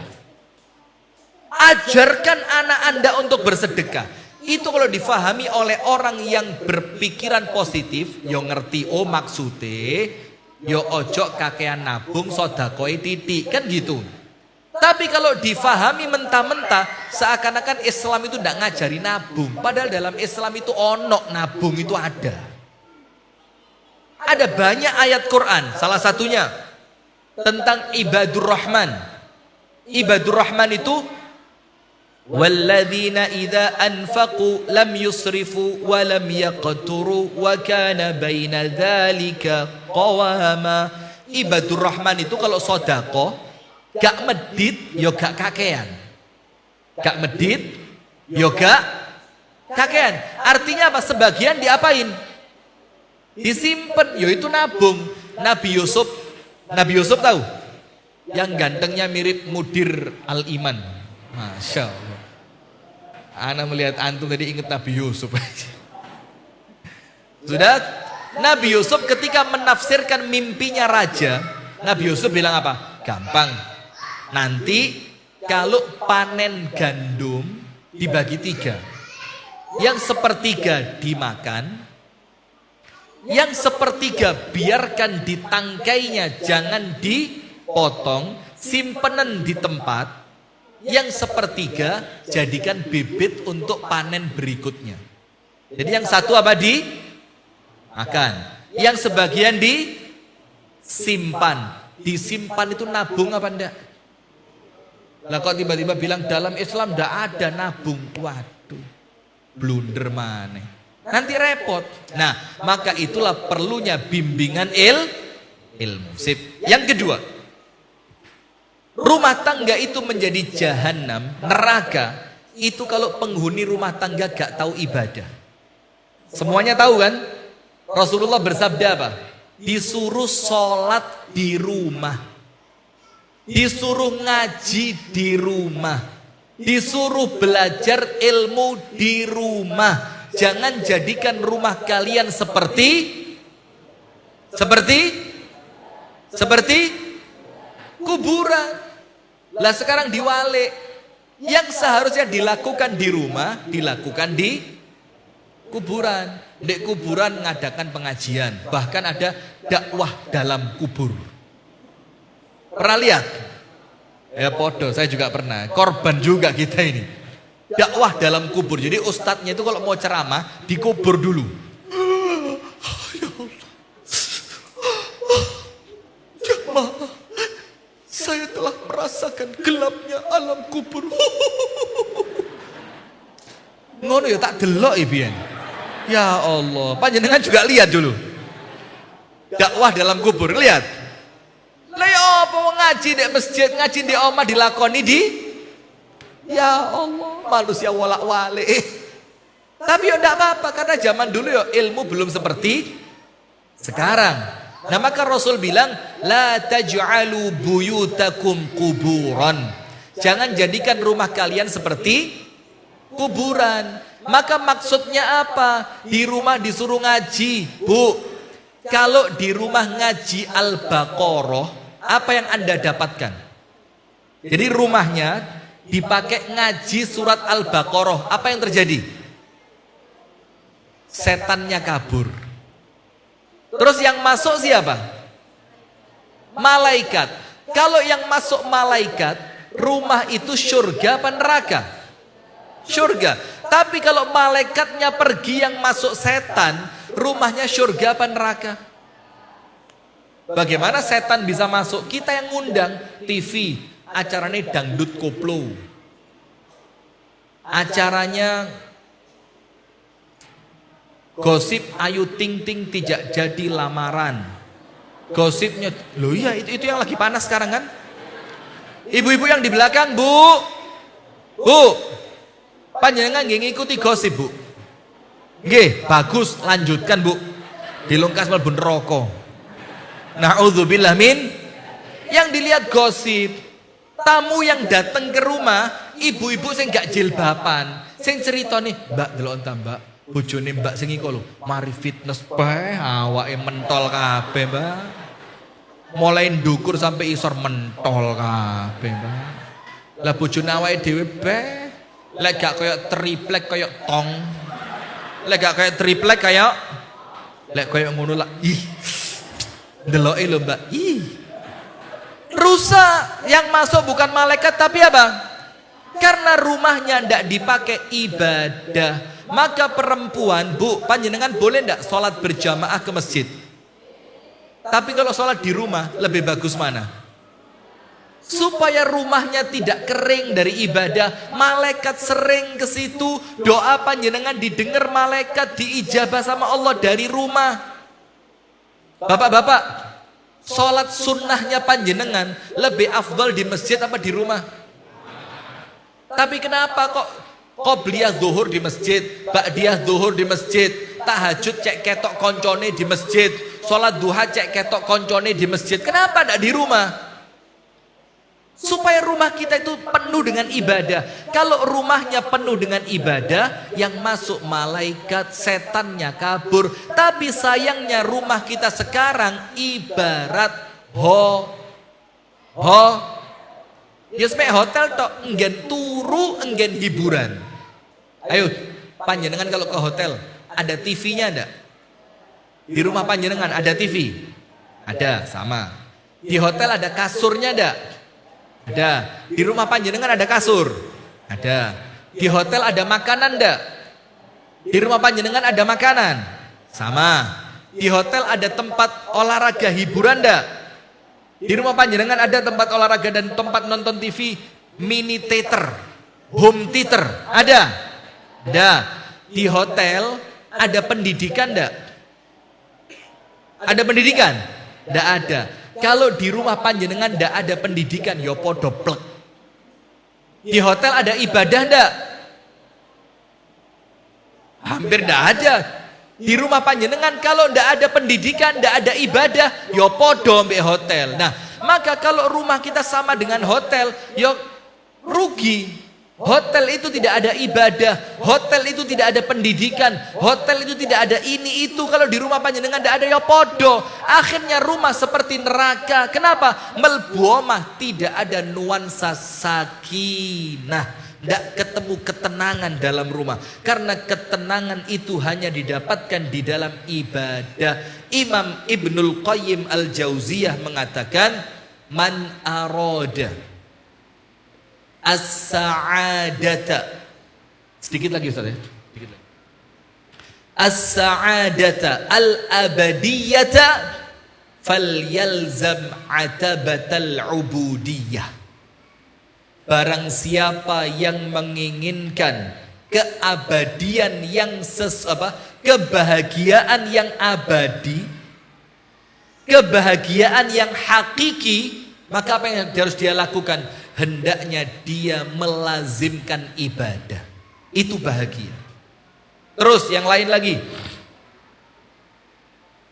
Barang siapa yang menginginkan kebahagiaan yang hakiki, hendaknya dia melazimkan ibadah. Sekarang lihat Ibnul Qayyim ketika menjelaskan ayat Al-Quran, innal abrara lafi na'im wa innal fujjara lafi jahim.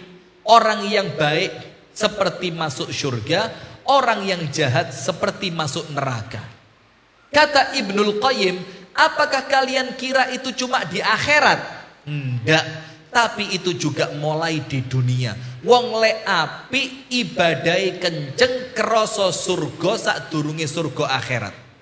Orang kalau jelek ibadahnya males, terasa neraka sebelum neraka akhirat. Tinggal pilih. Maka rumah tangga kita harus penuh dengan ibadah. Sholat di rumah. Di rumahnya dipakai ngaji, zikir pagi dan petang di rumah. Faktor yang ketiga, nomor satu tadi apa? Keringnya rumah tangga dari ilmu. Kalau ada masalah tidak bisa menyelesaikan. Tadi ini muskilah. Jadi neraka. Nomor dua, di rumah kering dari ibadah.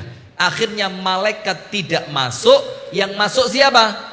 Setan. Pulang kerja ngelihat istri koyok jin. Astagfirullah. Karena ndak ada ibadah. Nomor tiga, aklul haram.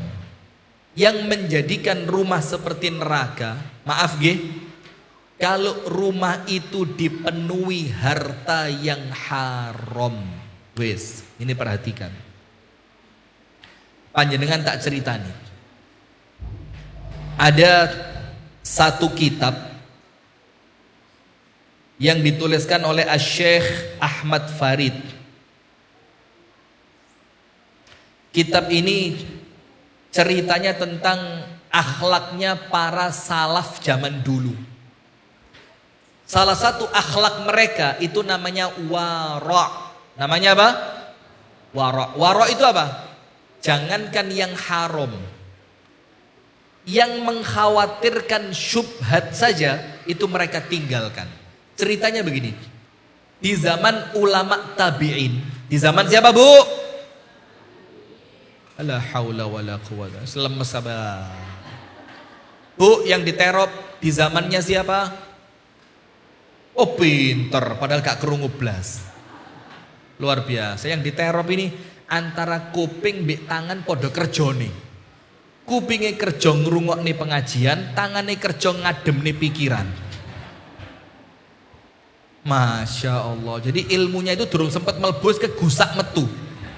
Jadi baru ilmu itu baru mau keluar digusak. Hush, hush, hush, hush. Nggih, Bu? Hah? Ya wis lah. Begini. Ada seorang tabi'in pulang dari tempat kerja ke rumah. Sampai rumah, ternyata uang di kantongnya jatuh. Dicek, ternyata kantongnya bolong. Muter dia balik, seret. Di jalan yang sebelumnya dia lewati. Balik dia. Ketemu duitnya. Katakan ini bahasa Indonesia nggih. Ketemu duitnya 300.000. Yos percis duit yang jatuh dari kantongnya dia. Duitnya kelipet, yaitu uang yang ditemukan kelipet. Duitnya jejer telu, uang yang ditemukan yo jejer telu. Diambil sama dia. Oh alhamdulillah uangnya ketemu. Kantong, seret. Mau pulang, kepikiran, loh, iya kalau uang saya. Jangan-jangan uang saya yang jatuh tadi sudah dibawa orang. Dan ini uangnya orang lain yang jatuh, yang jumlahnya sama, bentuknya juga sama. Apa yang terjadi? Kuatir nggawa mulih uang haram, itu uang dikembalikan ke tempatnya, dia pulang tangan kosong. Hebat apa enggak? Padahal besar kemungkinan itu uangnya siapa? Uangnya dia, tapi hati-hati loh, kita sekarang duwe uang roto, rezeki anak soleh. Wes jelas uangnya orang ini, bahasanya apa? Rezeki anak sing nerimo bapak kurang ajar. Sing digawe korban anak. Dari mana long duwe wong sing roto? Astagfirullah. Tolong, mahal ini mas. Baru beli ini ya Allah. 175 ini mas. Jazakumullah khair. Mudah-mudahan nikah lagi mas, amin. Loh, didoakan baik, mudah-mudahan nikah lagi mas. Aduh. Istri ikut. Oh situ tidak ikut aja loh. Tidak apa-apa. Kalau yang istrinya ikut jangan. Sudah. Ini uangnya orang roto, dijoko, rezeki anak soleh. Pasang status, alhamdulillah. Wa razaqahullahu min haitsu la yahtasib. Dari mana min haitsu la yahtasib? Ini uangnya orang. Apalagi jelas-jelas maling, jelas-jelas nyolong, jelas-jelas korupsi. Terus setelah dia pulang bawa uang yang haram, kepingin baiti jannati pret. Dari mana uang haram mendatangkan ketenangan? Dari mana uang haram mendatangkan kemampuan ibadah? Dari mana uang haram menjadikan doanya diterima? Dari mana uang yang haram mencetak anak yang soleh soleha? Dari mana uang yang haram mendidik istri menjadi istri yang taat? Dari mana uang yang haram menjadikan suami tanggung? Tidak ada. Maka itulah Nabi Muhammad mewanti-wanti dari harta yang haram tadi. Rasulullah bilang apa? Al-lahmu nabata min haramin. Dalam riwayat yang lain min suhtin annar aula bihi. Daging yang tumbuh dari barang yang haram, apa kata Nabi Muhammad? Neraka lebih pantas menjadi tempatnya. Lah kalau sebelum neraka akhirat, neraka mana dulu? Dunia. Neraka dunia, bojone ayu tapi cerewet, sing lanang ganteng tapi senengane kayak yang kasus barusan viral itu, yang apa? Yang itu loh, yang dipecat gara-gara maksa perempuan untuk, siapa namanya itu? Ya normal, boleh jadi uangnya uang. Ingat saya garis bawahi, boleh jadi uangnya uang haram. Uang haram pak, dimakan jin, dimakan setan, digaya apa? Maaf nggih, a'azzanallah wa iyyakum ajma'in. Semoga Allah memuliakan kita semua, amin. Digaya bayari wong wedok, digaya karaoke, digaya diskotik, digaya narkoba, anake katut, bojone katut. Kenapa? Uangnya uang haram. Maka Bapak Ibu, rumah tangga kita sekarang perlu satu. Apa itu? Perlu apa ibu-ibu? Dikasih uang suami, alhamdulillah. Tidak dikasih, naudzubillah. Ya wes salah kona'ah. Maka perempuan di zaman dulu kalau suaminya mau berangkat kerja, ditutne sampai lawang, dibisi ndek kupingi, sayang, listrik entek. Meni wayai perawatan skincare yo larang. Kelambi pengajian bayo. Wes lawas tau digawe kabeh isin mbek kancane. Tolong mas yo, lek gak entuk sing halal, sing haram rapopo. Astagfirullahaladzim. Bukan. Kalau perempuan zaman dulu suami di pintu dibisi, mas, golek sing halal. Takutlah kepada Allah dalam urusan kami dan anak-anak. Lek entuk sing halal mas, alhamdulillah. Kalau ndak dapat mas, ojo khawatir. Aku mbek anak-anakku mas tak latihan poso. Coba. Tapi suaminya disemangati, ojo sampai nggawa mulih barang haram. Kalau yang dibawa pulang barang halal ndak apa-apa. Istri kedua halal apa haram? Bu, kalau yang dibawa pulang halal, boleh apa ndak? Enggak. Loh, uang halal, emas halal, makanan halal, boleh dibawa pulang. Istri halal, boleh. Loh, double standar. Kalau istri bodoh-bodoh halal, kenapa ndak boleh? Ada cerita. Seorang istri WA suami malam-malam, mas, hati-hati di luar rumah. Suaminya bales, tenang aja dek, saya tidak akan melakukan yang haram. Sama istrinya dibales, justru aku takut yang halal mas. Ngerti maksudnya? Panjenengan paham kayaknya Ustaz. Justru aku takut dari yang halal. Lek haram wis sampean ra mungkin mas, brewok kok ngelakoni haram. Isin mbek jenggote mas. Sing aku kuwatir iku lek wis halal iku lho mas. Panjenengan begitu Bu ya? Jangan Bu. Mendingan halal daripada.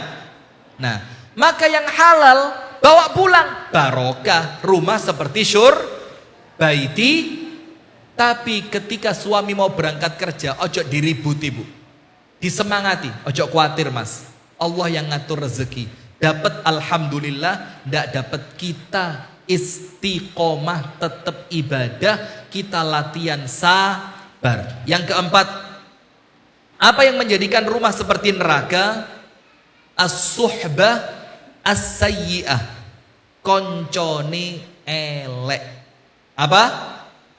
Berteman dengan teman yang tidak baik. Berteman dengan teman yang tidak baik. Itu pengaruhnya besar. Maka sampai Rasulullah mengatakan apa?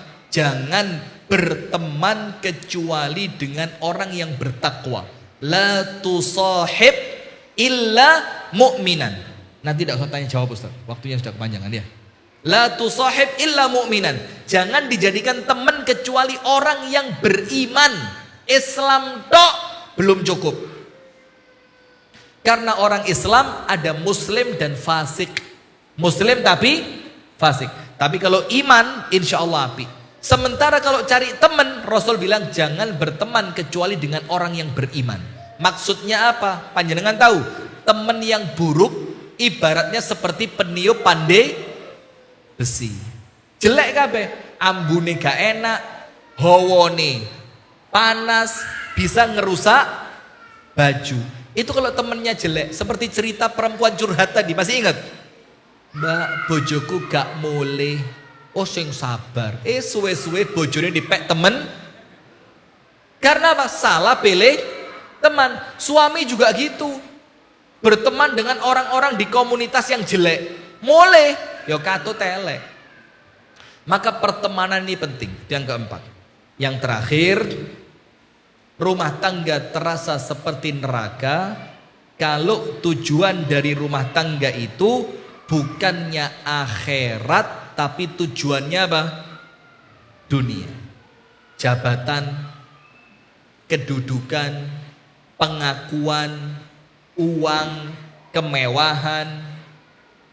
Apalagi Kalau rumah tangga tujuannya dunia, pasti rasanya neraka. Kenapa? Dunia itu tidak pernah cukup untuk melayani kerakusan manusia. Tidak tahu cukup. Maka Nabi Muhammad bersabda apa?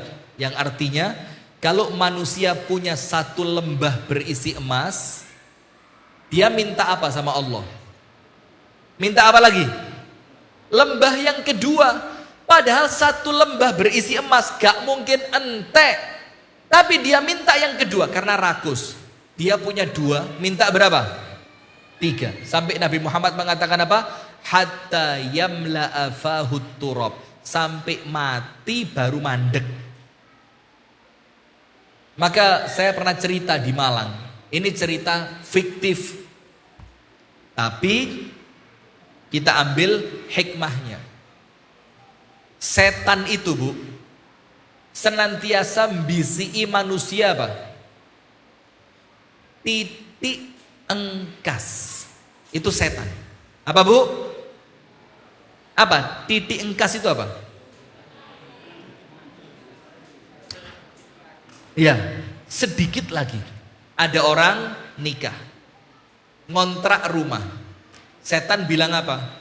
Ngontrak ya gak cukup, ya kudu tuku.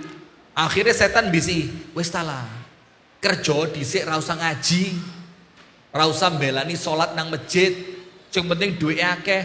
Engko lek wis ketuku omah, tenang. Lek wis tenang, ibadah nang masjid, gak usah kerja. Sudah, akhirnya apa? Menggebu. Duit terkumpul, rumah terbeli. Puas. Puas. Puasnya lama apa sebentar? Sebentar.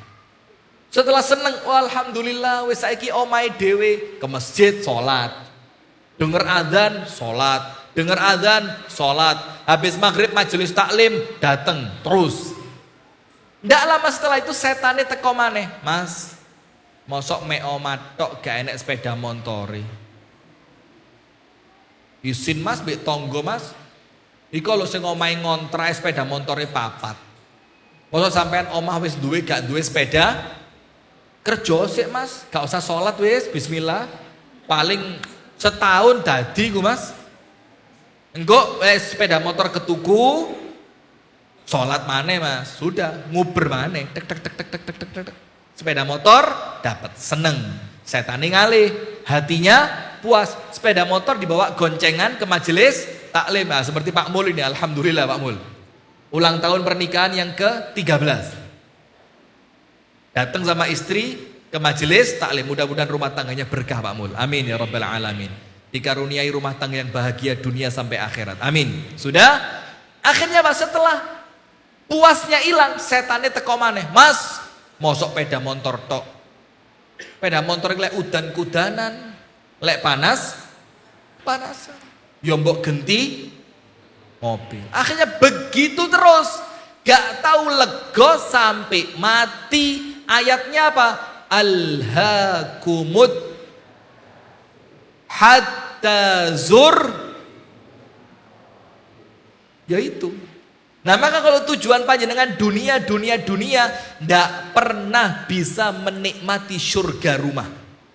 Kenapa? Pikirannya gak tahu mari, kudu maneh. Sementara dia tidak punya perasaan menikmati. Menggebu yang dia miliki, kudu duwe. Lihat, ini nasihatnya guru kami, Ustadz Abdullah Al-Hadrami, hafidhahullah ta'ala. Beliau pernah nulis status. Statusnya begini, kalau cari dunia belum tentu dapat. Belum tentu. Kalaupun dapat, belum tentu banyak. Kalaupun banyak, belum tentu cukup. Kalaupun cukup, belum tentu lama. Kalaupun lama, belum tentu bahagia. Itu dunia. Dicari, belum tentu dapat. Kalaupun dapat, belum tentu banyak. Kalaupun banyak, belum tentu cukup. Kalaupun cukup, belum tentu panjang. Kalaupun panjang belum tentu bahagia. Itu dunia. Wis, Anda mau lari kemanapun, ya ini dunia. Tapi kalau nyari akhirat, pasti dapat. Dapatnya pasti banyak. Banyaknya pasti cukup. Kalau cukupnya pasti lama. Dan lamanya pasti membahagiakan. Maka rumah tangga itu kalau orientasinya dunia, itu neraka. Karena apa? Dunia itu tidak pernah memberikan kepuasan. Karena Allah Subhanahu wa taala menjelaskan melalui Nabi Muhammad sallallahu alaihi wasallam. Apa penjelasannya? Rasulullah sallallahu alaihi wasallam bersabda, "Ad-dunya mal'unatun wa mal'unun ma fiha illa dzikrullah wa mawala." Dunia ini semuanya sama Allah dilaknat. Lo mosok panjenengan mau cari yang sama Allah dilaknat? Tidak akan membahagiakan. Dan terlaknat semua yang ada di dunia ini. Kecuali apa? Zikrullah. Dan apa-apa yang berkaitan dengan zikir. Nah maka hadirin sekalian, inilah 5 faktor yang menjadikan rumah tangga terasa seperti neraka. Nomor 1, rumah tangganya kering dari ilmu. Nomor 2, rumah tangganya kering dari ibadah. Nomor 3, di rumah tangganya dipenuhi dengan harta yang haram. Nomor 4, pertemanannya buruk. Yang nomor 5, tujuan dari rumah tangga itu bukan ridhonya Allah. Tujuannya bukan akhirat, tapi tujuannya adalah dunia. Akhirnya tidak pernah puas, rumah tangganya terasa seperti neraka. Na'udzubillah min dzalik. Itu yang dapat kami sampaikan. Semoga ada manfaatnya. Kurang dan lebihnya saya mohon maaf. Kita tutup bersama-sama dengan doa kafaratul majlis. Subhanakallahumma wa bihamdika asyhadu an la ilaha illa anta astaghfiruka wa atubu ilaik. Kami kembalikan kepada MC acara dan saya rasa tidak usah pertanyaan ya, itu hadiah wis panjenengan kasih siapa yang mukanya semangat aja kasih. Barakallahu fikum. Assalamualaikum warahmatullahi wabarakatuh.